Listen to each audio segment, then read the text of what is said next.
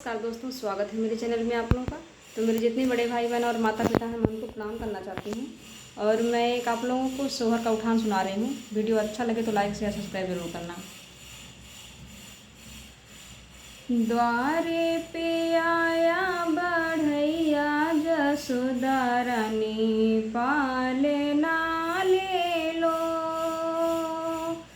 द्वारे पे आया बढ़ैया जसोदा रानी, पाले ना ले लो। इस पालने का दाम पापा जी देंगे, इस पालने का दाम पापा जी देंगे। झूलेंगे कृष्ण कन्हैया जसोदा रानी, पालना ले लो।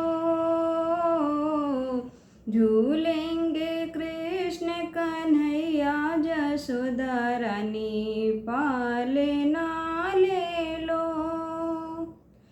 द्वारे पे आया बढ़ैया जसोदा रानी, पालना ले लो।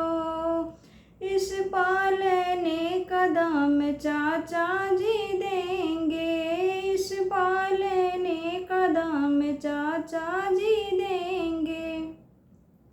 झूलेंगे कृष्ण कन्हैया जसोदा रानी, पालना ले लो।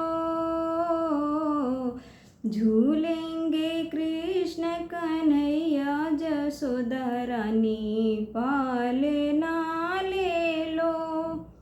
द्वारे पे आया बढ़ैया जसोदा रानी, पालना ले लो। इस पालने का दाम भैया जी देंगे, इस पालने का दाम भैया जी देंगे। झूलेंगे कृष्ण कन्हैया जसोदा रानी, पालना ले लो।